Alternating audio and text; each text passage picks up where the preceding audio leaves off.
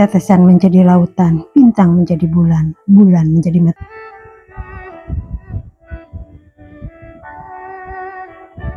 Assalamualaikum warahmatullahi wabarakatuh.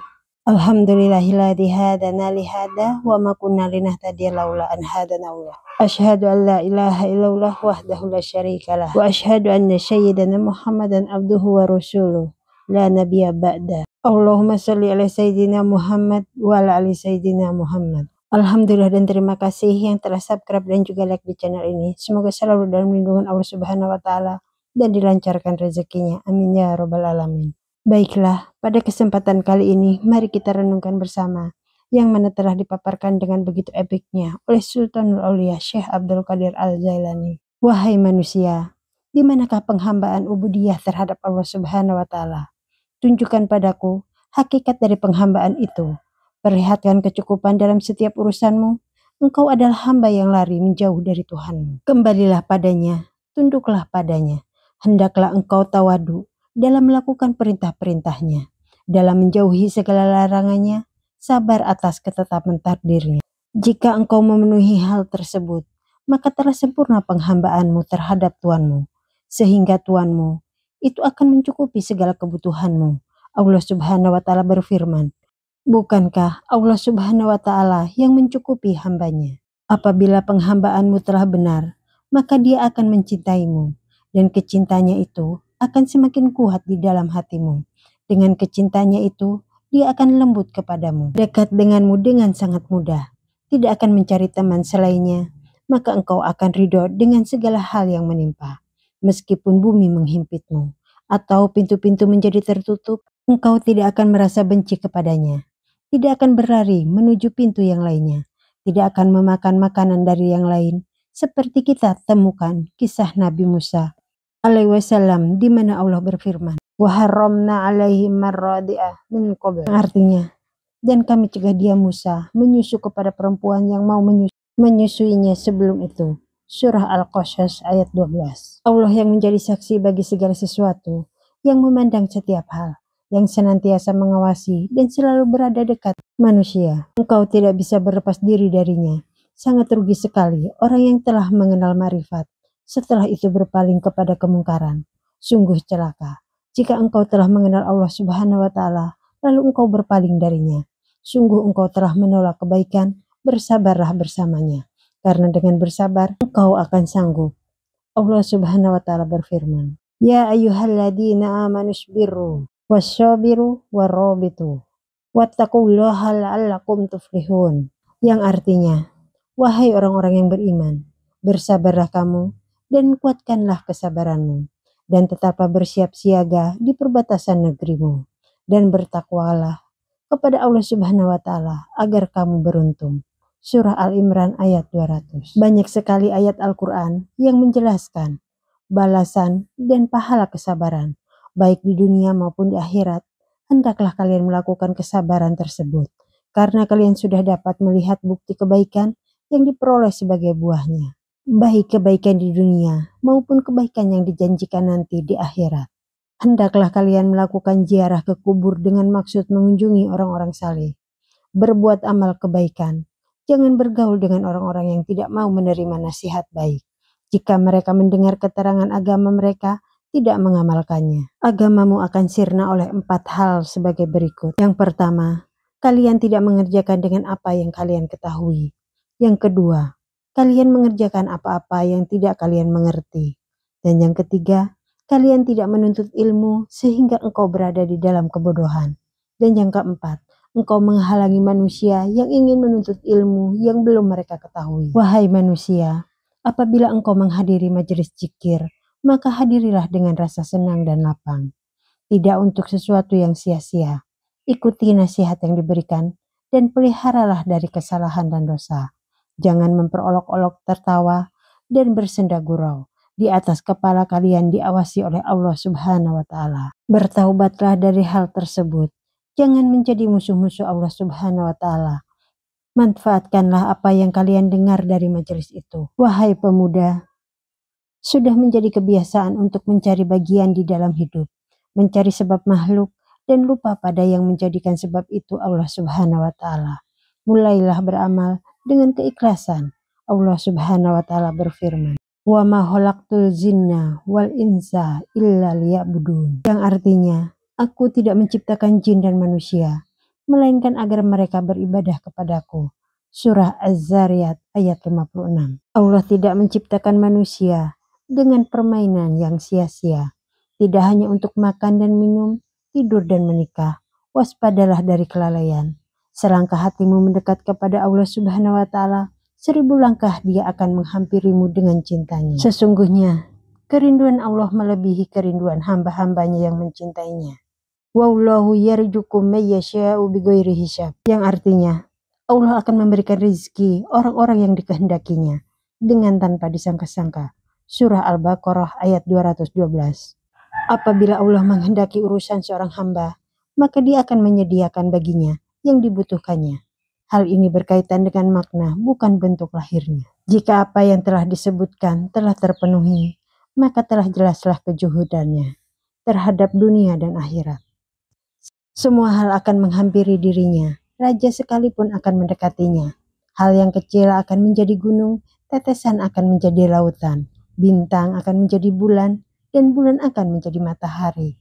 Yang sedikit akan menjadi banyak, ketiadaan akan menjadi keberadaan. Kefanaan akan menjadi kekekalan, kebimbangan akan menjadi keteguhan. Pohon tauhidnya akan menjulang mencapai aras, dan akarnya tertancap kuat di dalam bumi. Kerindangan pohonnya akan menaungi dunia dan akhiratnya. Apakah cabang yang rindang itu? Yaitu hikmah dan ilmu. Dunia hanyalah seperti lingkaran cincin, sehingga dia tidak dibelenggu olehnya, dan tidak juga diikat oleh yang lainnya. Tidak ada raja yang membatasinya, tidak ada penghalang yang menutupinya, tidak ada seorang pun yang dapat merenggutnya, serta tidak ada sesuatu pun yang dapat mencemari kemurniannya. Jika ini telah terpenuhi, maka sudah sepantasnya dia berkumpul bersama manusia lainnya untuk menolong mereka dan menyelamatkan mereka dari gelombang lautan dunia. Apabila Allah Subhanahu wa taala menghendaki bagi seorang hamba, Allah akan menjadikan dia sebagai dalih bagi manusia, penyembuh, pembimbing, pembina, pemandu, penuntun, penerang, dan menjadi matahari bagi mereka. Jika Allah menghendaki, hal itu akan terjadi. Jika tidak dikehendakinya, dia akan menyembunyikannya di sampingnya dan menjauhkan dia dari manusia. Salah satu dari kelompok orang seperti ini akan dikembalikan kepada manusia, disertai pemeliharaan dan perlindungan. Memberi taufik demi kemaslahatan manusia, orang yang juhud terhadap dunia akan diuji dengan akhirat. Orang yang juhud terhadap kehidupan dunia dan akhirat akan diuji oleh pencipta dunia dan akhirat. Sungguh kalian telah lalai, seolah-olah kalian tidak akan mati, tidak akan dikumpulkan di hari kiamat, tidak akan dihisap, dan seolah kalian tidak akan menyeberangi jembatan Shiratal Mustaqim. Inilah sifat kalian yang sebenarnya, sedangkan engkau mengaku Islam dan beriman. Al-Quran dan ilmu akan menjadi pendakwah atas kalian jika tidak engkau amalkan. Apabila engkau menghadiri majelis ulama dan kalian tidak mengamalkan apa yang mereka nasihatkan, kehadiranmu itu akan mendakwahmu dan menjadi sebuah dosa. Seperti hanya andai engkau bertemu dengan Rasulullah dan engkau tidak menerima perintahnya. Pada hari kiamat, seluruh manusia akan dikuasai oleh rasa takut terhadap keagungan Allah Subhanahu wa taala, terhadap keagungan, kebesaran, keadilannya. Raja-raja dunia akan hilang dan yang ada hanya kekuasaan Allah Subhanahu wa taala. Pada hari itu, seluruh makhluk akan kembali padanya. Akan menampaklah pemimpin-pemimpin kaum beserta kemuliaan mereka. Kemuliaan dari Allah Subhanahu wa taala bagi mereka, yaitu pada hari dipenuhi oleh para hamba, negeri-negeri, para penyangga, dan penegak bumi beserta mereka. Mereka adalah para pemimpin manusia dan menjadi wakil Allah Subhanahu wa taala. Pemahaman yang dimaksud adalah maknawinya, bukan zahirnya.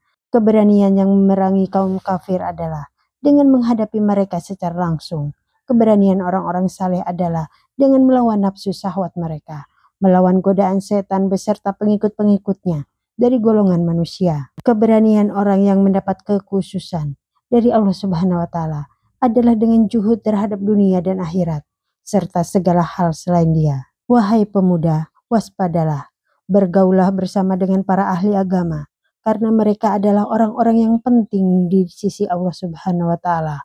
Kenalilah orang-orang yang taat kepada Allah Subhanahu wa taala dan tinggalkanlah orang-orang yang berbuat maksiat kepada Allah Subhanahu wa taala. Nabi Muhammad SAW bersabda, "Hendaklah engkau berpegang teguh kepada agama, maka engkau akan beruntung. Apabila engkau bergaul dengan ahli agama dan mencintai mereka, maka engkau akan beruntung. Hatimu akan terbebas dari sifat nifak dan orang-orang munafik. Allah tidak akan menerima apa-apa kecuali yang engkau tujukan untuk mendapat ridhonya. Dia tidak akan menerima bentuk pekerjaanmu, melainkan makna dari pekerjaan tersebut. Apabila engkau mengesampingkan hawa nafsu, godaan setan, dan gemerlap dunia dalam amal perbuatanmu, maka Allah akan menerima amalmu itu. Beramallah dan ikhlaslah di dalamnya. Sungguh Allah tidak akan menerima amal, kecuali amal itu ditujukan untuknya, bukan untuk siapapun selain Dia. Sungguh celaka jika engkau beramal untuk manusia, sementara engkau mengharapkan penerimaannya. Ini adalah kegilaan yang kau perbuat. Tinggalkanlah ketamakan, kesombongan, dan juga kesenangan. Kurangi kesenanganmu dan perbanyaklah bersedih. Sungguh engkau berada di tanah kesedihan dan tempat yang memenjarakan. Nabi Muhammad SAW adalah orang yang senantiasa bertafakur. Sedikit sekali bersenang-senang, sebaliknya beliau lebih banyak bersedih hati. Sedikit tertawa lepas, kecuali tersenyum untuk menghormati dan membahagiakan orang lain. Dalam hatinya bersemayam kesedihan jika tidak ada para sahabat dan dunia yang harus diserunya. Niscaya dia tidak akan keluar dari rumahnya dan tidak akan duduk bersama seorang pun. Hai manusia, jika khalwatmu telah sempurna bersama dengan Allah Subhanahu wa taala, nuranimu akan mengagumkan dan hatimu akan menjadi murni. Pandanganmu akan menjadi tajam, hatimu akan menjadi berpikir. Ruhmu dan nuranimu akan menghampiri Tuhanmu. Memikirkan dunia akan mendatangkan siksa dan akan menjadi penghalang cinta Allah Subhanahu wa taala. Sedangkan tafakur tentang akhirat merupakan ilmu dan akan menghidupkan hati. Tidaklah seorang hamba bertafakur, melainkan akan memperoleh ilmu tentang perihal dunia dan akhirat. Celakalah jika engkau meletakkan dunia di dalam hatimu. Sungguh Allah telah sempurna menetapkan setiap bagian manusia. Semuanya telah ditakdirkan dengan waktu yang telah diketahuinya. Setiap hari bertambah rizki, baik engkau cari maupun tidak engkau cari. Ketamakanmu akan memisahkan dari Allah dan manusia. Dengan ketipisan iman, engkau mencari rizki. Dengan bertambahnya keimanan, engkau akan menahan diri untuk mencari. Dengan kesempurnaan iman, engkau akan tertidur, tidak mementingkannya. Wahai pemuda, jangan mencampur adukan kesungguhan dengan kesendagurauan. Bagaimana engkau akan menyatu dengan Khalik pencipta, sementara engkau musyrik karena hatimu masih bersama dengan makhluk ciptaannya. Bagaimana engkau akan menyatukan antara zahir dan batin, antara perkara yang masuk dengan perkara yang berada jauh di luar akal, antara makhluk dengan Khalik. Sungguh bodoh orang yang melupakan musabab pencipta dan sibuk mengurusi sebab makhluk, menyatu dengan yang baru cipta dan meninggalkan pencipta yang tidak berawal dan berujung, melupakan yang kekal dan bergabung dengan yang fana. Ingatlah wahai pemuda, berteman dengan orang-orang yang bodoh, maka kebodohan akan menular kepadamu. Berteman dengan orang yang bodoh sama hanya dengan berteman dengan penipu. Bertemanlah dengan orang-orang mukmin yang memiliki keyakinan dan selalu mengamalkan ilmunya. Betapa baiknya keadaan orang-orang mukmin dalam usaha mereka. Betapa kuat mujahadah perjuangan yang mereka lakukan. Dan betapa tangguhnya mereka dalam berperang melawan hawa nafsu dan syahwat mereka. Oleh karena itu, Nabi Muhammad SAW bersabda, kebahagiaan seorang mukmin terlihat di wajahnya, sedangkan kesedihan tersembunyi di dalam hatinya. Ini merupakan bagian dari kekuatannya. Dia sanggup menampakkan kebahagiaan di wajahnya, sedangkan di dalam hatinya bersemayam kesedihan karena takut kepada Allah Subhanahu wa taala. Cita-cita mereka abadi, banyak bertafakur, sering menangis dan sedikit sekali tertawa. Oleh karena itu, Nabi Muhammad SAW bersabda, seorang mukmin tidak akan tenang, beristirahat kecuali dapat bertemu dengan wajah Allah Subhanahu wa taala. Seorang mukmin akan menyembunyikan kesedihan di dalam hatinya. Lahirnya bekerja dan berusaha, sedangkan hatinya menghadap Tuhannya. Lahirnya bagi keluarganya, tetapi batinnya untuk Tuhannya. Lubuk hatinya tidak tersiar bagi siapapun, keluarganya, anaknya, ataupun tetangganya. Dia mengingat ucapan Rasulullah SAW, berlindunglah atas urusanmu dengan menyembunyikannya. Dia masih menyembunyikan apa yang ada di sisinya. Jika data yang mengalahkannya atau ucapannya telah selesai, maka dia akan memperbaiki hal yang salah dan mengubah ungkapannya. Dia menutupi apa yang nampak dan menghapus apa yang terlihat itu. Wahai pemuda, jadikanlah aku sebagai cerminmu, cermin bagi hati dan jiwamu, cermin bagi amal perbuatanmu. Mendekatlah padaku, sesungguhnya engkau dapat melihat di dalam dirimu apa yang tidak engkau lihat.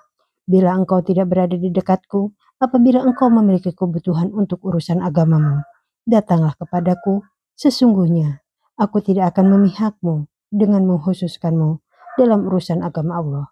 Aku tidak akan malu untuk kembali kepada agama Allah. Aku telah mendidik dengan kekasaran, tanpa persahabatan dan tanpa kemunafikan. Tinggalkan dunia yang ada di rumahmu dan mendekatlah padaku. Sesungguhnya aku berdiri di hadapan pintu akhirat. Berdirilah bersamaku dan dengarkan ucapanku, lalu kerjakanlah. Sebelum kematian datang menjemputmu. Lingkaran tersebut adalah rasa takut kepada Allah Subhanahu wa Ta'ala. Jika engkau tidak memiliki rasa takut kepadanya, maka engkau tidak akan merasa aman di dunia dan juga di akhirat. Takut kepada Allah Subhanahu wa Ta'ala adalah mengetahui zatnya. Oleh karena itu, Allah menjelaskan, innamal yakhsyallaha min ibadihil ulama, yang artinya sesungguhnya yang takut kepada Allah itu adalah para ulama. Surah Fatir ayat 28. Tidak ada orang yang benar-benar takut kepada Allah Subhanahu wa Ta'ala melainkan para ulama. Adalah para ulama yang mengamalkan apa yang mereka tahu dan kuasai dari ilmunya. Mereka tidak mengharapkan balasan ganjaran atas amal baik yang telah mereka lakukan. Hanya satu tujuan mereka, yaitu ridhonya dan dapat dekat dengannya. Mereka hanya mengharapkan cintanya dan dapat mendekat dan lepas dari segala penghalang. Mereka mengharapkan agar tidak tertutup pintu pada wajah mereka, dunia dan akhirat. Mereka tidak mencintai dunia, bahkan akhirat.